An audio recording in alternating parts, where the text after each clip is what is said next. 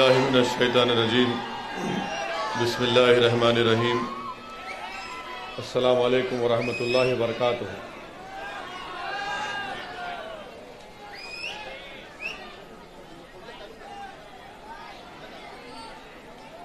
محترم جناب صابر بھائی صاحب جو گجرات مجلس اتحاد المسلمین کے صدر ہیں، محترم جناب وارث پٹھان صاحب سابقہ رکن اسمبلی، شہ نشین پر بیٹھی ہوئی ہماری بہن کوشیکا پرمار صاحبہ،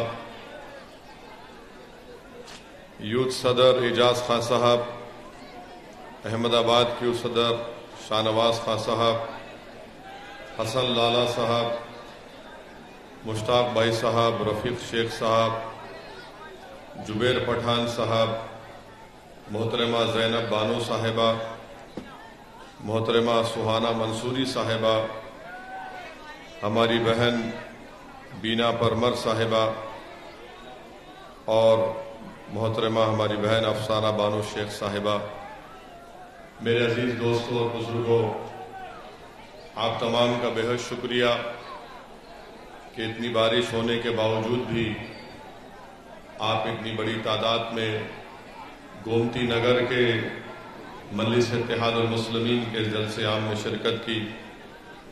میں آپ کا شکریہ ادا کرتا ہوں کہ آپ نے اپنا قیمتی وقت نکال کر آج کے اس جلسے میں شرکت کی۔ میرے عزیز دوستوں اور بزرگوں، آپ جانتے ہیں کہ گومتی نگر ودھان سبھا ایک ریزرو ودھان سبھا ہے اور یہاں پہ ایک دلت ہی الیکشن لڑ سکتا ہے۔ تو ابھی آپ نے سنا، ہماری بہن سے بھی سنا، صابر بھائی سے بھی سنا کہ مجلس اتحاد المسلمین کی کوشش یہی ہے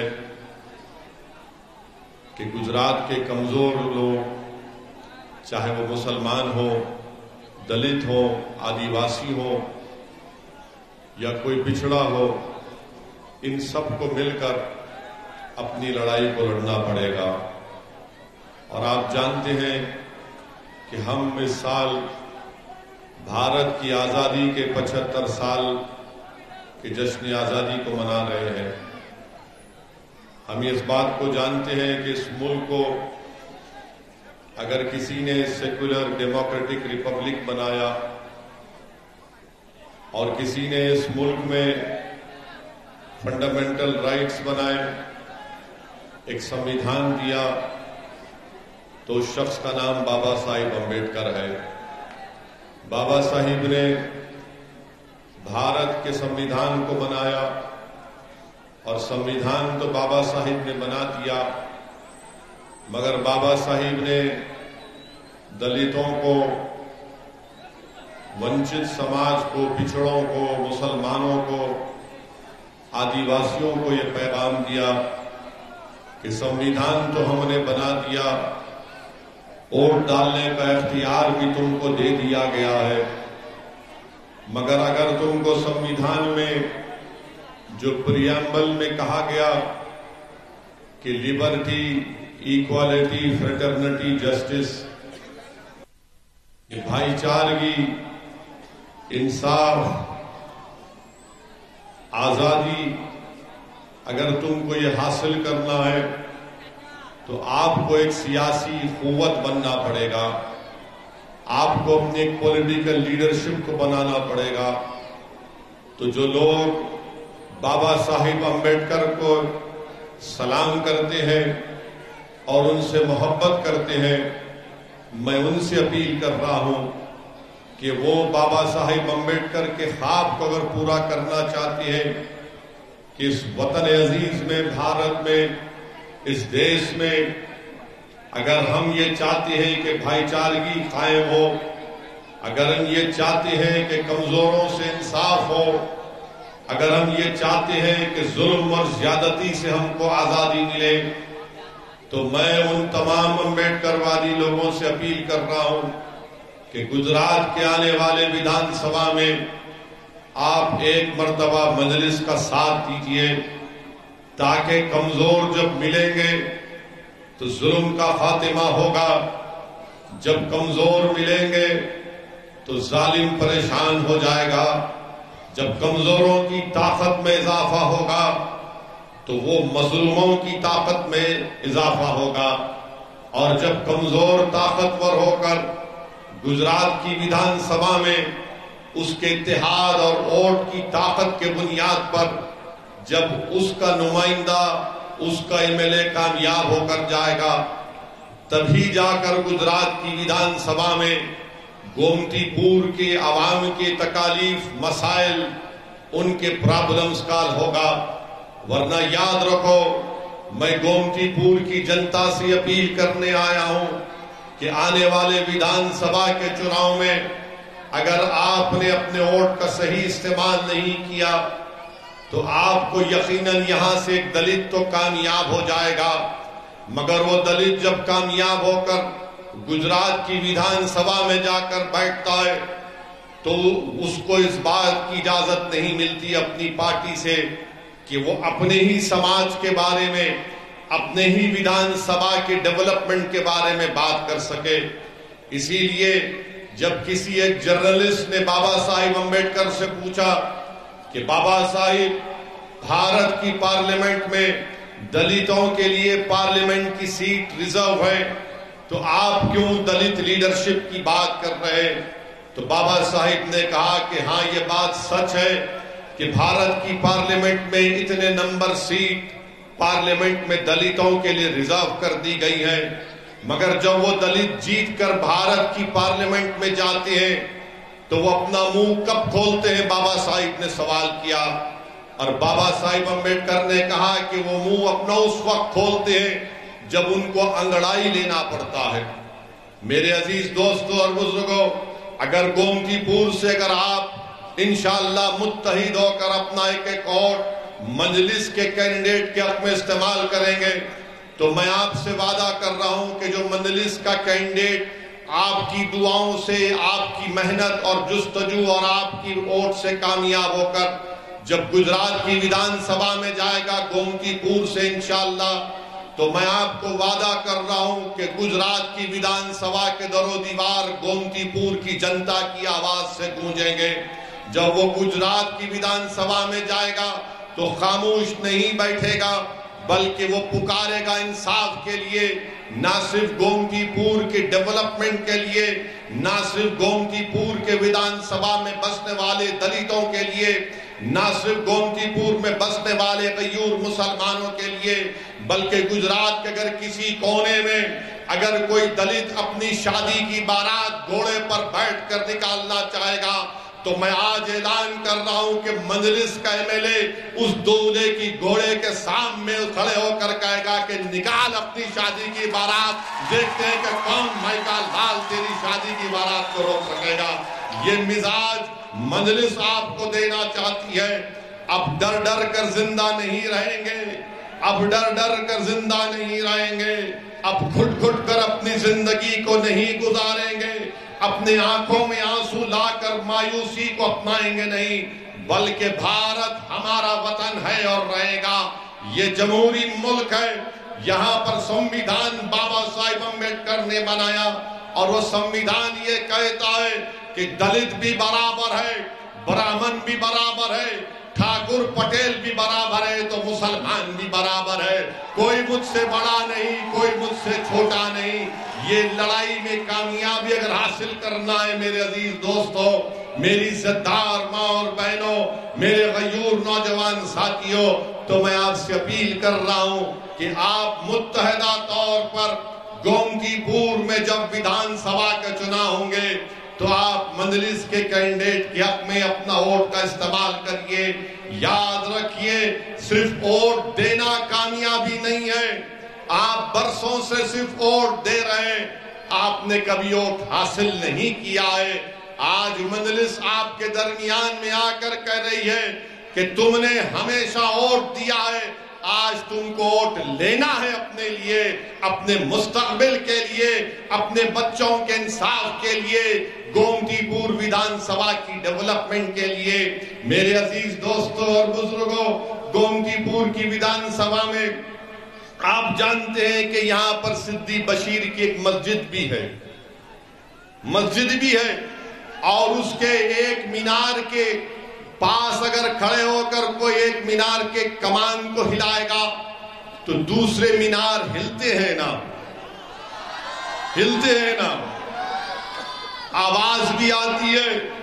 तो ये जो मस्जिद है, ये जो सिद्दी बशीर की मस्जिद है, इसको अगर मैं समझाने के लिए कह रहा हूं, ये सिद्दी बशीर की मस्जिद की मिसाल गुजरात के मुसलमानों के ताल्लुक से कह रहा हूं कि कोई आकर हमारे घर की एक कमान को हिलाता है तो हमारे पूरे घर हिल जाते हैं। मगर ये सिद्दी बशीर की मस्जिद इस बात की गवाह है कि ज़लज़ले आए तब भी मस्जिद को नुकसान नहीं पहुंचा, हाँ, जब जालिम जुल्म करने के लिए आता है, इख्तिदार के नशे में चूर हो जाता है और कहता है कि मैं जो चाहे जुल्म करूंगा, मैं जिसको चाहे उसकी गर्दन को काट दूंगा, मैं जिसको चाहे उस महिला का बलात्कार करूंगा। मगर गुजरात के मुसलमान इन तमाम जुल्म को बर्दाश्त किए, और ये सिद्दी बशीर की मस्जिद इस बात की मिसाल पेश करती है कि जालिम ने जुल्म किया, हमारे घरों को हिलाया, मगर हमारे घर हिले, मगर हमारे घर कभी निस्तो नाबूद नहीं हुए। जालिम ने आकर हमारे घरों को हिलाया, मगर उसमें इतनी हिम्मत नहीं थी कि हमारी ज़बानों से कलमे का खात्मा कर सके। जालिम ने हमारे घर को हिलाया, मगर उसमें इतनी ताकत नहीं थी कि हमारे दिलों से रसूलुल्लाह सल्लल्लाहु अलैहि वसल्लम की मोहब्बत को मिटा सके। जालिम ने हमारे घरों को मिटाने की, हिलाने की कोशिश की, मगर जालिम में इतनी ताकत नहीं थी कि औलिया अल्लाह की मोहब्बत हमारे दिलों से निकल जाए। जालिम ने हमारे घरों को हिलाया, मगर जालिम में इतनी ताकत नहीं थी कि तौहीद के पैगाम को हमारी नस्लों से निकाल सके। इसीलिए मैं कहता हूं कि तुम्हारी मिसाल सिद्दी बशीर की मस्जिद की तरह है। तुम सलामत थे और इंशाअल्लाह सुबह क़यामत तक सलामत रहोगे। मेरे अजीज दोस्तों और बुजुर्गों, आप जानते हैं कि गोमतीपुर में इस विधानसभा में स्कूल की जरूरत है, अच्छे स्कूलों की जरूरत है, अच्छे अस्पताल की जरूरत है। मगर यहां से आपने कांग्रेस पार्टी के विधायक को कामयाब तो कर दिया, मगर गोमतीपुर की जनता का क्या फायदा हुआ? आपने भाजपा को हराया जरूर, मगर आपको क्या फायदा मिला? अगर आप आने वाले विधानसभा के चुनाव में मजलिस को कामयाब करेंगे तो मैं आपसे वादा कर रहा हूं कि हम ना सिर्फ भाजपा को हराएंगे, बल्कि हम आपको बता देंगे कि गुजरात की विधानसभा में जाकर वो ऐसी आवाज बुलंद करेगा इंसाफ के लिए, जो ना सिर्फ गोमतीपुर की जनता की इंसाफ की आवाज होगी, बल्कि उसकी आवाज पूरे गुजरात में गूंजेगी कि अब जुल्म नहीं हो सकेगा, अब कोई ताकत के नशे में चूर होकर कमजोरों को कीड़े मकोड़ों की तरह नहीं कुचल सकेगा। अब हम जुल्म को बर्दाश्त नहीं करेंगे, हम भारत में अपने हक को हासिल करेंगे। जो संविधान बाबा साहिब ने बनाया उसके मुताबिक सबको इज्जत की जिंदगी मिलनी चाहिए। मैं आपसे वादा कर रहा हूं कि आपकी इज्जत हमारी इज्जत रहेगी, आपकी तकलीफ हमारी तकलीफ होगी। इसको लेकर हम आगे बढ़ रहे हैं। मेरे अजीज दोस्तों और बुजुर्गों, इसीलिए मैं आपसे अपील कर रहा हूं कि आप मजलिस के हक में अपनी तायीद करिए। और याद रखिए, ये कांग्रेस पार्टी क्या है? कांग्रेस पार्टी एक गोडाउन है, कांग्रेस पार्टी एक गोडाउन है, और उसमें से जो कोई निकलता है भाजपा में जाता है। जो कोई कांग्रेस के गोदाम से निकलता है वो कांग्रेस पार्टी में जाता है।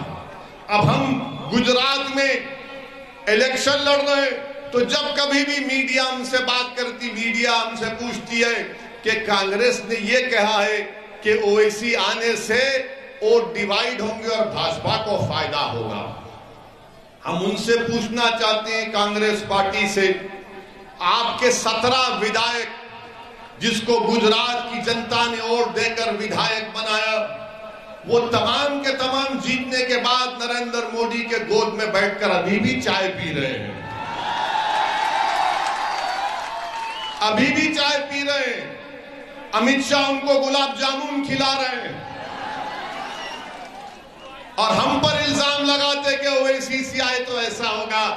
ارے تمہارے ودھائک امت شاہ اور مودی سے ملے ہوئے ہیں، جب ہمارا ودھائک کامیاب ہوگا انشاءاللہ تعالی تو وہ ایک ٹیبل پر مودی کے سامنے بیٹھ کر آنکھ میں آنکھ ڈال کر کہے گا کہ بھارت کے سنویدھان کے تحت انصاف ہونا چاہیے، اور ہم بھاگنے والے نہیں ہیں، ہم پیٹھ دکھانے والے نہیں ہیں، ہم انصاف کی لڑائی لڑ رہے ہیں، عزت نفس کی لڑائی لڑ رہے ہیں میرے عزیز دوستوں اور بزرگوں۔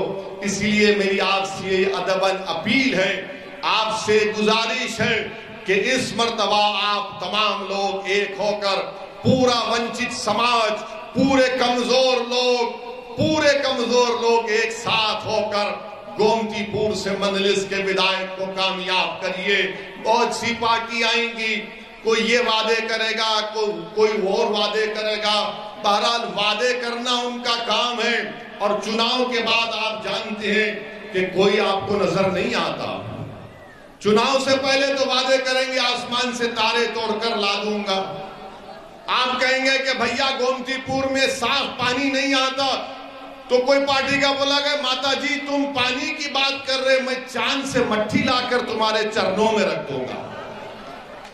مگر جب چناؤ ہو جاتا ہے کچھ نہیں ملتا، اسی لیے میں آپ سے اپیل کر رہا ہوں کہ اس بار آپ کو سوچ سمجھ کر اپنے سیاسی فیصلے کرنے کی ضرورت ہے۔ وہیں پر میرے عزیز دوستوں اور بزرگوں، آپ جانتے ہیں کہ احمد آباد میونسپل کارپوریشن نے 19,370 پراپرٹیز کو 19,370 پراپرٹیز کو پراپرٹی ٹیکس نہیں دینے کے لیے ان کو سیل کر دیا، ان کو بند کر دیا۔ ہم بی جے پی سے پوچھنا چاہتے ہیں، بھارت کے پردھان منتری سے پوچھنا چاہتے ہیں، نریندر مودی جی یہ کون سا انصاف ہے کہ 19,370 پراپرٹیز کو جو پراپرٹی ٹیکس نہیں دیا آپ نے ان کو بند کر دیا؟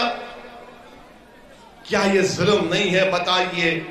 آج اگر گجرات اور دیش میں غریب پریشان ہے، نوجوان بے روزگار ہے، قیمتی آسمانوں کو چھو رہی ہے، تو پھر اس کا ذمہ دار کیا بھاجپا نہیں ہے؟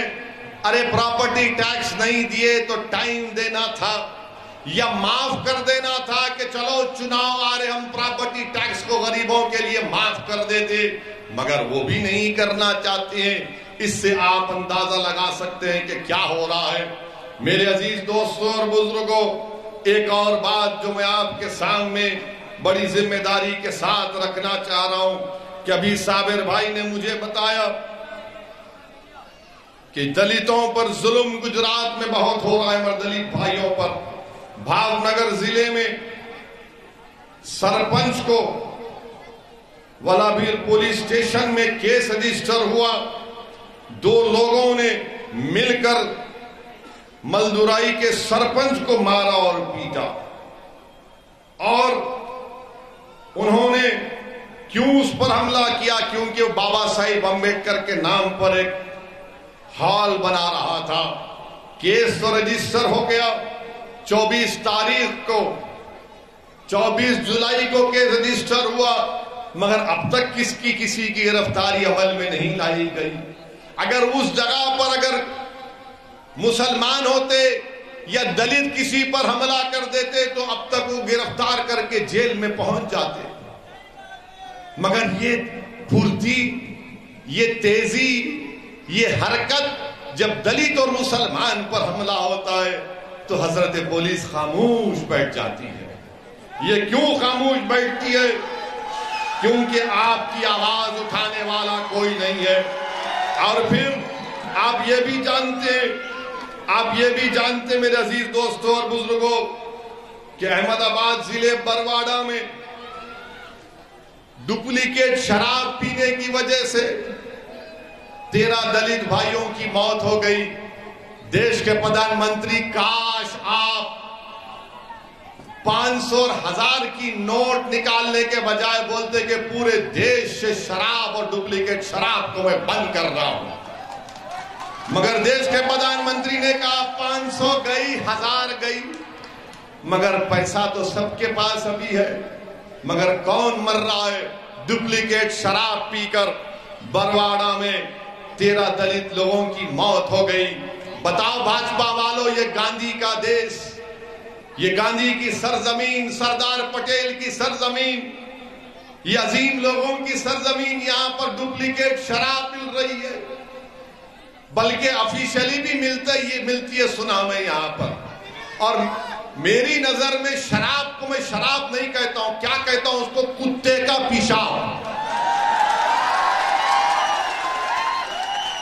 وہ ہمارے لیے حرام ہے، مسلمان نہیں پی سکتا، اس کو حرام ہے، گناہ ہے، مگر اگر کوئی پیتا ہے روز شام میں کتے کا پیشاب تو تم کو مبارک ہو، کتے کا پیشاب۔ مگر یہ ڈپلیکیٹ شراب سے برواڑہ ضلع میں 13 دلتوں کی موت ہو گئی۔ کیا کر رہا ہے بھاجپا کی حکومت گجرات میں، کیا کر رہی ہے؟ میرے عزیز دوستوں اور بزرگوں، جیسا کہ میں نے آپ سے کہا کہ ہم اس سال بھارت کی آزادی کے 75 سال کو منائے ہیں۔ میں پوچھنا چاہتا ہوں بھاجپا کے لوگوں سے کہ کیا آپ جانتے ہیں آر ایس ایس کے لوگ، ابھی آر ایس ایس کے لوگ تو کبھی بھارت کی آزادی میں کچھ نہیں کیا، انہوں نے نہ لٹھ پرائے، نہ چڈی پہن کر پرائے، کچھ نہیں کیا انہوں نے۔ دیش کی آزادی میں آر ایس ایس کا کوئی رول نہیں تھا۔ اب گجرات کی سرزمین پر میں پوچھنا چاہ رہا ہوں بھاجپا کے لوگوں سے، مدیٹھی گاؤں میں کیا جانتے ہیں بھاجپا والے شاہ بیگ مکرانی کون تھے؟ احمد آباد سے 150 کلومیٹر ہے، مدیٹھی ایک جگہ ہے۔ شاہ بیگ مکرانی کون تھے؟ شاہ بیگ مکرانی ایک ہندو ٹھاکر تھا، راجا تھا۔ جب سن 57 میں انگریز اپنی فوج لے کر اس ہندو راجا کی حکومت کو ختم کرنے کے لیے پہنچے تو شاہ بیگ مکرانی رحمت اللہ علیہ اس گاؤں کے ٹاور پر کھڑے ہو کر تیر برسانا شروع کر دیے۔ شاہ بیگ مکرانی رحمت اللہ علیہ نے خوب تیر برسایا، کئی انگریزوں کو ختم کیا، تو آخر میں انگریزوں نے کیا کیا کہ اس توپ لگا کر توپ سے اس ٹاور پر توپ سے شاہ بیگ مکرانی کو شہید کر دیا۔ بتاؤ بھاجپا والوں، شاہ بیگ مکرانی کو خراج عقیدت نہیں پیش کریں گے؟ بھارت کے پردھان منتری آپ من کی بات میں نہیں کہیں گے کہ شاہ بیگ مکرانی نے بھی بھارت کی جنگ آزادی میں اپنی جان کو قربان کیا؟ شاہ بیگ مکرانی کا ذکر نہیں ہوتا، عباس طیب جی کا ذکر نہیں ہوتا۔ میرے عزیز دوستوں اور بزرگوں، یاد رکھو، اس دیش کی آزادی میں جتنا مسلمانوں نے اپنا خون پسینہ بہایا، سب سے زیادہ اگر انگریزوں کے خلاف کسی نے اپنی جانوں کو قربان کر دیا تو اس کمیونٹی کا نام مسلمان ہے۔ ذمہ داری کے ساتھ کہہ رہا ہوں، سن 57 کی جنگ آزادی، انگریزوں کے خلاف جہاد کا فتویٰ علامہ فضل خیر آبادی مولانا احمد اللہ نے پیش کیا۔ علامہ فضل خیر آبادی کالا پانی کی سزا کاٹے، اور جب 3 سال کے بعد ان کے بیٹے نے ان کی آزادی کا آرڈر لے کر کالا پانی کو پہنچے تو اسی دن علامہ فضل خیر آبادی کا انتقال ہو گیا۔ اس دیش کی آزادی میں ہم سب نے مل کر لڑائی لڑی، مگر افسوس کے ساتھ کہنا پڑتا ہے کہ بھاجپا ہو یا کانگریس ہو، وہ مسلمانوں کی قربانیوں کو فراموش کر چکے ہیں۔ تو یاد رکھو، جنہوں نے اس دیش کے لیے اپنا خون پسینہ بہایا ان کو بھی یاد رکھو، مگر جنہوں نے اپنی جانوں کو قربان کر دیا، جنہوں نے اپنے خاندانوں کو برباد کر دیا، ان کو نہیں بھول سکتے، ان کو بھی یاد رکھنا پڑے گا۔ میرے عزیز دوستوں اور بزرگوں، وہیں پر آپ جانتے ہیں کہ آج سے چند دن پر بلکہ آج کے دن، آج 10 سپٹمبر ہے اور 10 سپٹمبر پوری دنیا میں منایا جاتا ہے کہ سوسائڈ کنٹرول کا دن مانے خودکشی کو روکنے کا دن آج منایا جاتا ہے۔ 10 سپٹمبر کو پوری دنیا میں وشو میں سوسائڈ یعنی خودکشی کو روکنے کا دن کے طور پر منایا جاتا ہے۔ ہم بھارت کے پردھان منتری نریندر مودی جی سے پوچھنا چاہ رہے ہیں، دیش کے پردھان منتری 2021 میں بھارت میں 1,65,000 لوگوں نے خودکشی کر لی۔ کتنے لوگوں نے سوسائڈ کیا؟ 1,65,000 لوگوں نے۔ ہم دیش کے پردھان منتری سے پوچھ رہے ہیں، اگر بھارت وشو گرو بن چکا ہے تو خودکشی کیوں کر رہا ہے غریب؟ بتاؤ دیش کے پردھان منتری اور بھاجپا والوں، اگر بھارت ورلڈ کا سپر پاور بن چکا ہے تو پھر غریب سوسائڈ کیوں کر رہا ہے؟ میرے عزیز دوستوں اور بزرگوں، آپ کو جان کر تکلیف ہوگی کہ اس میں سب سے زیادہ سوسائڈ کرنے والے ڈیلی ویجر ہیں، مزدور ہیں، جو صبح اٹھ کر اپنی اولاد کا پیٹ بھرنے کے لیے مزدوری کرتا ہے۔ سب سے زیادہ سوسائڈ کرنے والے وہ ہیں۔ آپ کو جان کر حیرت ہوگی کہ 15 اور 29 سال کے درمیان میں جو مہیلائیں جو سوسائڈ یا خودکشی کرتی ہیں وہ شادی شدہ ہیں۔ کیوں خودکشی کر رہی؟ کیونکہ گھر چلانے کے لیے پیسے نہیں ہیں۔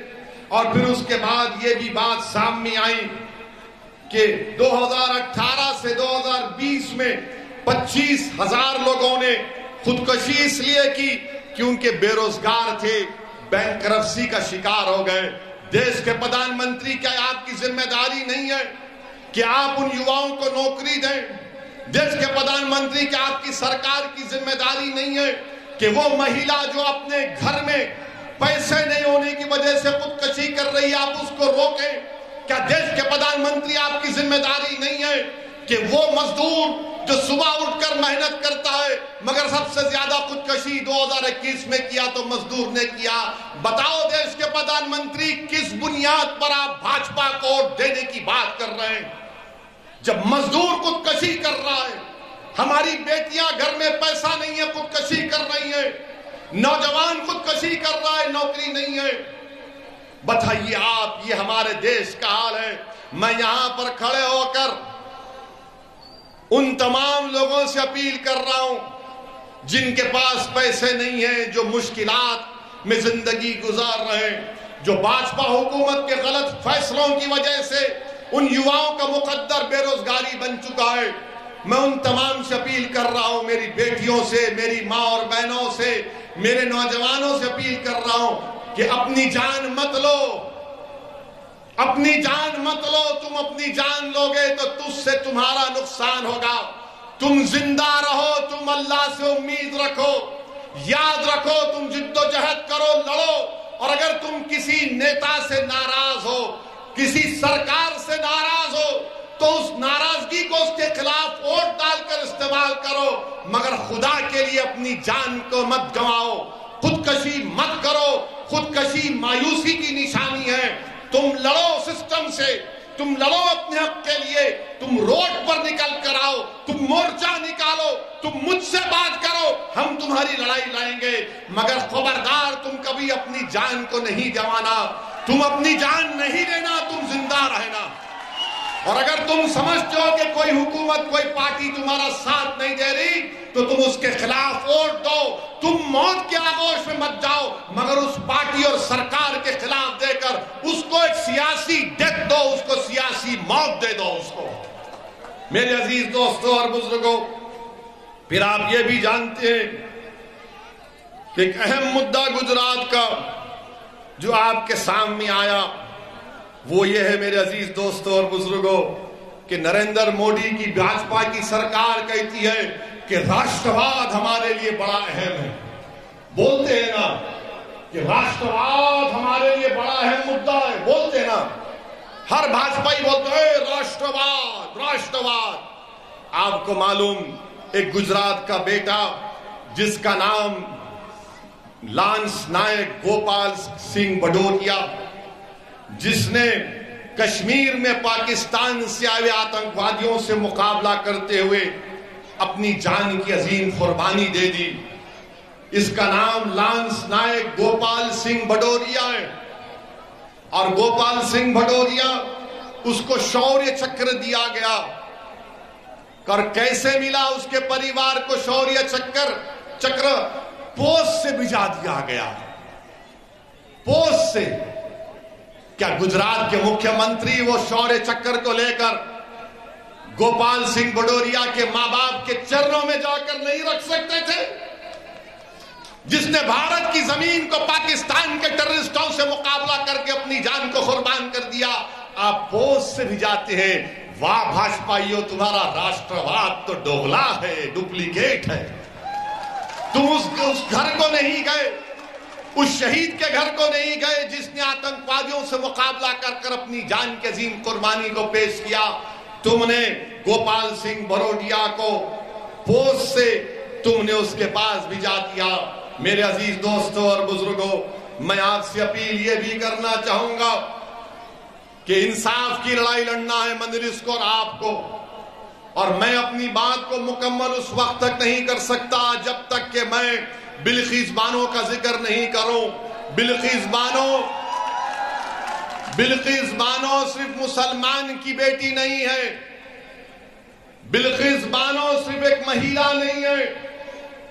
بلقیس بانو ایک انصاف کا لڑائی کا نام ہے. جس مہیلا کو جو 5 مہینے کی پریگننٹ تھی، بڑی تعداد میں نوجوانوں کو دیکھ رہا ہوں، شاید نوجوان تم کو یاد نہیں ہوگا بلقیس بانو کا واقعہ. بلقیس بانو 5 مہینے کی پریگننٹ تھی. بلقیس بانو کے ساتھ 3 سال کی بیٹی تھی. بلقیس بانو کے ساتھ اس کی ماں تھی. اور دنگائیوں نے بلقیس بانو کو روک کر اس کی عزت لوٹی، اس کا بلاತ್ಕಾರ کیا. بلکہ جی نہیں بھرا تو بلقیس بانو کی ماں کا بھی بلاತ್ಕಾರ کیا. جب جی نہیں بھرا تو بلقیس بانو کے ساتھ جو مہیلا تھی ان کا بھی بلاತ್ಕಾರ کیا. اور ان ظالموں کا دل نہیں بھرا تو انہیں بلقیس بانو کے سامنے اس کی 3 سال کی بیٹی کے سر کو ایک پتھر پر مار کر اس کا قتل کر دیا. اس پر بھی دل نہیں بھرا ان جانوروں کا تو انہیں بلقیس بانو کی ماں کو اور دوسرے مہیلاؤں کا قتل کر دیا. بلقیس بانو رات کے اندھیرے میں چھپ چھپ کر آدیواسی بھائیوں بہنوں کے پاس گئی. انہوں نے اس کو کپڑا کیا. بلقیس بانو نے اس وقت کی گجرات کی پولیس کے پاس جا کر اس کے شوہر کو میں سلام کرتا ہوں. بلقیس بانو نے کمپلین کی تو پولیس نے کمپلین نہیں دیا. بلقیس بانو نے کمپلین دی تو دواخانے میں جب کسی کا بلاತ್ਕਾਰ ہوتا ہے تو اس کا صحیح طریقے سے علاج نہیں ہوا. بلقیس بانو ڈٹی رہی. اپنی عزت کی لڑائی بلقیس بانو نہیں لڑ رہی تھی.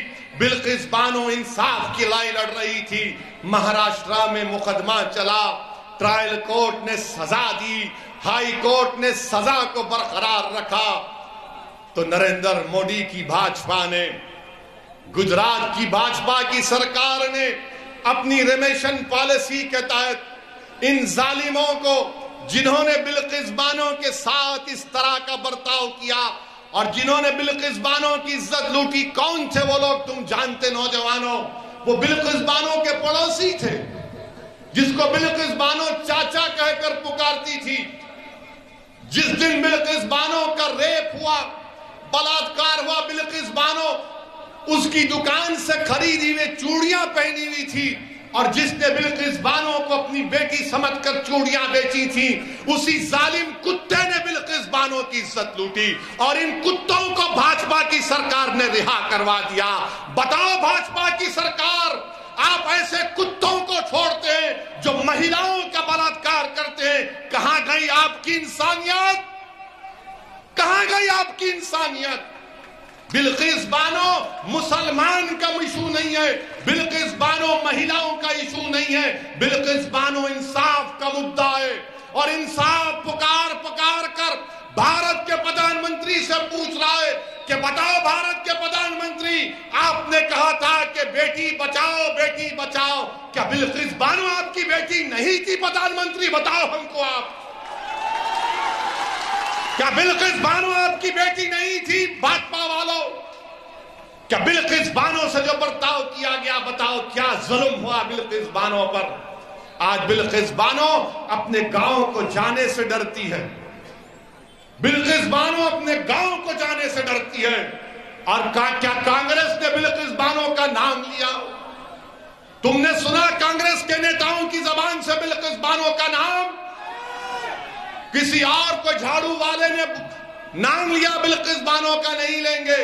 کیوں نہیں لیں گے؟ کیونکہ ان کو معلوم یہ لوگ کچھ بھی ہو جاؤ غلام ہے، ہم کو ووٹ ڈالیں گے۔ میں تم سے اپیل کر رہا ہوں کہ تم سوائے اللہ کے کسی کے غلام نہیں ہو، تم کسی کے غلام نہیں ہو۔ میرے عزیز دوستوں اور بزرگوں، یہ بلقیس بانو سے ایسا کیا گیا۔ اور بتائیے، بھاجپا کی نریندر مودی کی سرکار دلی میں اس کی اجازت دے دی کہ ہاں ان کو چھوڑ دو۔ اور کیوں چھوڑا گیا ان ظالموں کو؟ ان ظالموں کو کیوں چھوڑا گیا؟ کیونکہ چھوڑنے والے نے کہا کہ یہ برہمن تھے، سنسکاری تھے۔ کسی ایک مہیلا کی بلاತ್ಕಾರ کرنا سنسکاری کام ہے؟ ایک مہیلا کی 3 سال کی بچی کو اس کے سامنے قتل کرنا سنسکاری کام ہے؟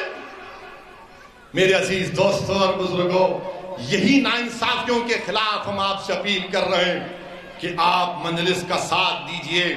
ڈرنے اور گھبرانے کی ضرورت نہیں ہے آپ کو۔ انشاءاللہ تعالی ہم اور آپ مل کر یہ تمام ناانصافیوں کے خلاف آواز اٹھاتے آئے ہیں اور لڑائی لڑتے رہیں گے۔ میں آپ کو یاد دلانا چاہ رہا ہوں کہ تم جانتے نوجوانوں، اسماء بنت ابوبکر کون تھی؟ اسماء بنت ابوبکر کون تھی؟ اسماء بنت ابوبکر حضرت صدیق اکبر کی صاحبزادی تھی۔ جب غار سور میں رسول اللہ صلی اللہ علیہ وسلم صدیق اکبر کے ساتھ تھے تو حضرت اسماء بنت ابوبکر گھر سے کھانا پکا کر اتنی اونچی پہاڑی پر روز جا کر کھانا دیتی تھی۔ تو رسول اللہ صلی اللہ علیہ وسلم نے ان کو کہا، ان کو لقب دیا کہ یہ ذات و نعت و خوان ہے۔ وہ اسماء بنت ابوبکر، جب ابو جہل کو معلوم ہوا کہ محمد صلی اللہ علیہ وسلم جا چکے ہیں تو اسماء بنت ابوبکر کے گھر کو آ کر اس نے پوچھا، بتاؤ اسماء، کہاں ہے تمہارا باپ اور کہاں ہے محمد صلی اللہ علیہ وسلم؟ تو حضرت اسماء نے کہا کہ اگر میں جھوٹ بولوں گی تو شریعت بیچ میں آ جاتی ہے، اگر میں سچ بولوں گی تو وفا ختم ہو جائے گی۔ تو حضرت اسماء بنت ابوبکر نے کہا کہ سن ابو جہل، سنو وقت کے ابو جہل سنو۔ حضرت اسماء نے کہا کہ میں جانتی ہوں مگر تجھے نہیں بتاؤں گی۔ تو ابو جہل نے مکے کے بیچ چوراہے پر حضرت اسماء بنت ابوبکر کو منہ پر تماچا رسید کیا۔ حضرت اسماء بنت ابوبکر کے کان میں بالی تھی، کان کٹ گیا، خون نکلنا شروع ہوا، مگر وہ پھر اس دن اپنے کان کو کپڑا لگا کر جب غار سور میں اپنے والد اور رسول اللہ صلی اللہ علیہ وسلم کو انہوں نے کھانا دیا تو صدیق اکبر نے اپنی بیٹی سے پوچھا کہ بیٹی یہ کپڑا ہٹاؤ، تم نے کپڑا اپنے منہ پر کیوں لگا لیا؟ تو حضرت اسماء نے کچھ نہیں کہا۔ جب والد نے سار کیا تو انہیں کہا کہ ابا جان، ابو جہل گھر کو آیا تھا اور پوچھا کہ بتاؤ محمد صلی اللہ علیہ وسلم کہاں ہیں؟ تو اس نے مکے کے بھرے چوراہے پر مجھے تماچا رسید کیا اور میرا کان کٹ گیا۔ تو آپ اندازہ لگائیے صدیق اکبر کی آنکھ میں آنسو آ گئے۔ اللہ کے رسول صلی اللہ علیہ وسلم نے اپنے ہاتھ اللہ کی بارگاہ میں اٹھا کر دعا کی کہ اللہ میں صدیق اکبر سے راضی ہوں، اس کے خاندان سے راضی ہوں، تو بھی راضی ہو جا صدیق اکبر سے۔ تو مسلمانوں، تاریخ کا مطالعہ کرو۔ میں اس لیے کہہ رہا ہوں کہ تم اپنے حوصلوں کو بلند رکھو۔ یہی صدیق اکبر کی بیٹی حضرت اسماء بنت ابوبکر، ان کے بیٹے عبداللہ ابن زبیر جو امام حسین کی شہادت کے بعد امام حسین کے پرچم کو اٹھایا، تو جب حجاج مکے پر حملہ کرنے آیا تو انہوں نے اپنی ماں جو 100 سال کی ہو گئی تھی اسماء بنت ابوبکر سے کہا کہ اماں جان اب میں جا رہا ہوں حجاج سے مقابلہ کرنے کے لیے، مگر لوگ کہتے ہیں حجاج بڑا ظالم ہے، وہ لوگوں کی چمڑی اتار دیتا ہے۔ تو اس غیور ماں نے کہا کہ سنو عبداللہ، جب بکری کو کاٹا جاتا ہے یا بکرے کو کاٹا جاتا ہے تو کاٹتے وقت تکلیف ہوتی، اس کے بعد کچھ نہیں ہوتا۔ پھر ماں نے اپنے بیٹے سے پوچھا کیا تم حق پر ہو؟ تو بیٹے نے کہا ہاں ماں میں حق پر ہوں. تو ماں نے کہا جا میرے بیٹے اپنی جان کو محمد صلی اللہ علیہ وسلم کے دین پر قربان کر دو. اور جب وہ شہید ہو گئے تو حجاج نے عبداللہ ابن زبیر کی لاش کو مکے میں لگا دیا. تو عبداللہ ابن عمر جب لاش کے پاس سے گئے تو کہا کہ 14 دن سے لاش لٹکی ہوئی ہے مگر اس سے خوشبو آ رہی ہے. تو کسی نے پکار کر کہا کہ جب عبداللہ ابن زبیر پیدا ہوئے تھے تو محمد صلی اللہ علیہ وسلم نے اپنی زبان مبارک سے کھجور کو چبا کر پہلی غذا اگر عبداللہ ابن زبیر کے جسم میں ڈالی تو رسول اللہ صلی اللہ علیہ وسلم نے اپنا لعاب دہن سے چبا ہوا کھجور ڈالا. تو لوگوں نے کہا کہ جس کے جسم میں محمد صلی اللہ علیہ وسلم کا لعاب دہن چلا گیا اس کے جسم سے کبھی بدبو نہیں آ سکتی. تو مسلمانوں حوصلوں کو بلند رکھو. یہ دنیا ختم ہونے والی ہے مگر یاد رکھو دنیا یاد رکھے گی عبداللہ ابن زبیر کو. دنیا یاد رکھے گی صبح قیامت تک امام حسین کو. دنیا یاد رکھے گی حضرت زینب کو. وقت کے یزیدوں کو وقت کے ابو جہلوں کو دنیا صف ہستی سے مٹا دے گی. تم پر امید ہو کہ انشاءاللہ تعالی حق کامیاب ہوگا. میری آپ سے گزارش ہے کہ مجلس کے لیے کام کریے. ہماری کوشش میں ہمارا ساتھ دیجئے. انشاءاللہ پھر آؤں گا گومتی پور کو اور آپ کے گلی کوچوں میں آؤں گا, آپ کے گھر میں آؤں گا. کیونکہ یاد رکھو گومتی پور کی جنتا وہ گھر میرا بھی ہے, اس گھر پر میرا بھی حق ہے. وہ میرے بھائی کا گھر ہے, وہ میری ماں کا گھر ہے, وہ میرے بیٹے کا گھر ہے اور میرا حق بنتا کہ میں تمہارے گھر میں آؤں گا اور بیٹھوں گا. السلام علیکم ورحمۃ اللہ وبرکاتہ.